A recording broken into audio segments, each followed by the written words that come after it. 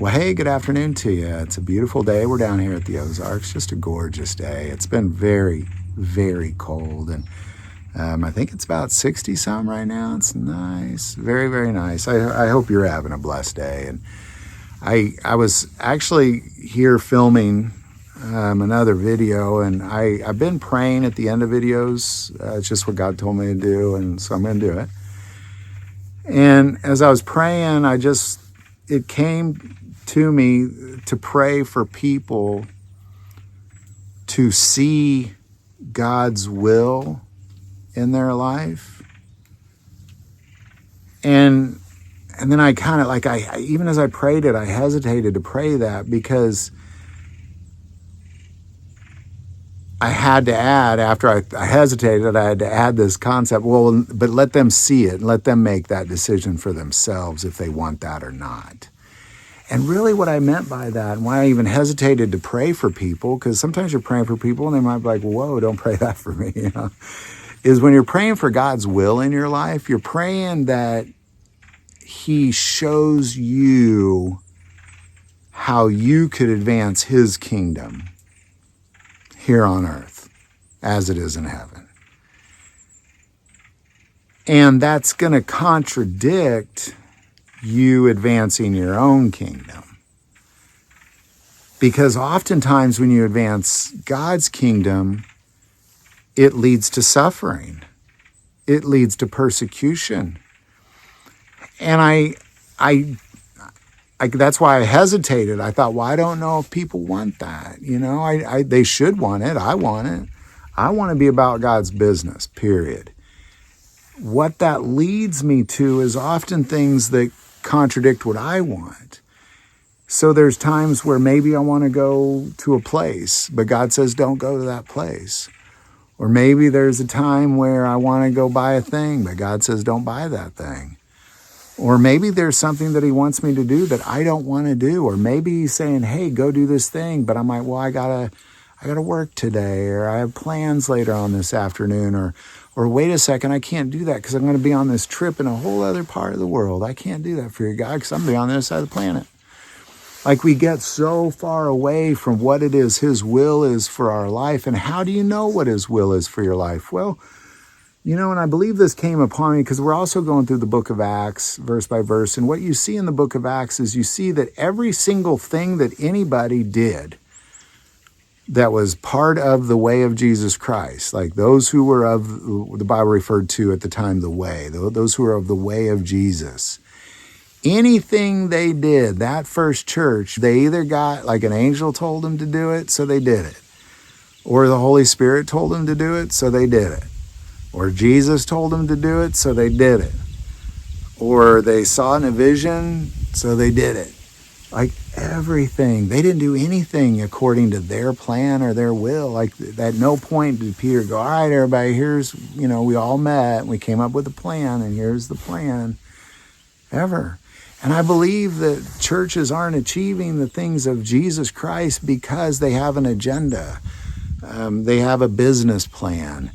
They have a vision statement that they see, not what God said to do. And I think that that's what I'm getting at, is that you have to, at some point, if you really are a man or woman of God, like you believe in Jesus Christ and He is part of your life, if you want His will in your life, like if you're like, God, I want your plan in my life, like I want to do what you want me to do, God, here's what I can promise. It'll take you to greatness that you've never even dreamed of, and you'll achieve things you'll never even dreamed of.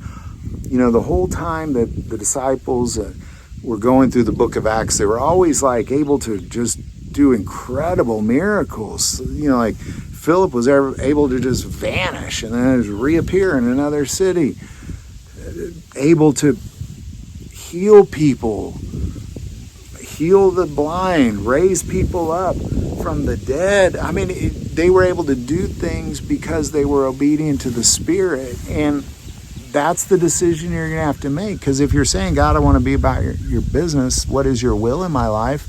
What is your plan for me? It's going to be contradictory to what your plan is. I mean, there'll be some things that'll align, of course, because I believe that God puts things in our hearts, and He puts desires in our hearts, and He puts visions that maybe we had when we were young that we're working on now so we can be aligned with him. But there's going to be times when his will is going to mean also hardship and suffering. It's not always going to be this great thing. It's going to be peaks and valleys, times of greatness and times of hardships.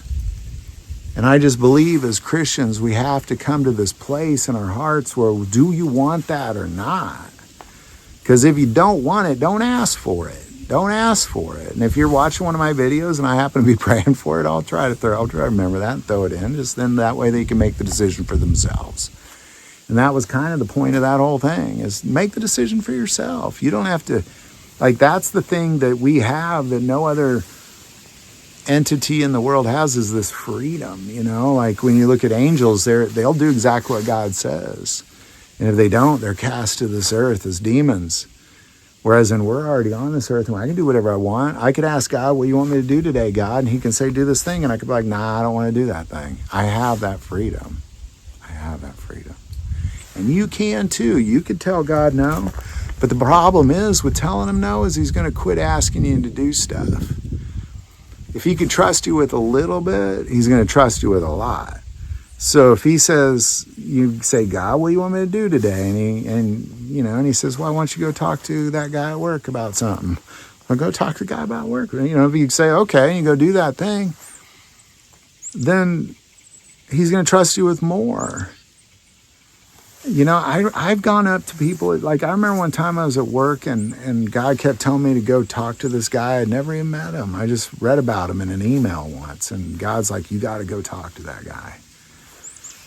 And I remember asking a secretary, who is that guy? Who is he? And God's telling me I gotta go talk to him. And I never even knew why. I didn't even know him. And after about a month or two, I finally thought to myself, and I think I even told the secretary, I think I'm going to get in trouble if I don't go do this thing. So I just drove to where the guy works, the business that he owns, and I went and asked for him, and he said, oh, that's me. And I said, well, I know it sounds strange, but why am I here? Why am I here? God said to come here. Why am I here? And I think it's important we do those things, because through that guy went from there to become a pastor, to be doing great things, going on mission trips in Haiti. I've gone off from them and done things. We've battled things together. And he didn't even know. I don't know. I don't know why. You tell me why you're here. But it's important we be obedient to those things. If God says go do a thing, I recommend you do that thing.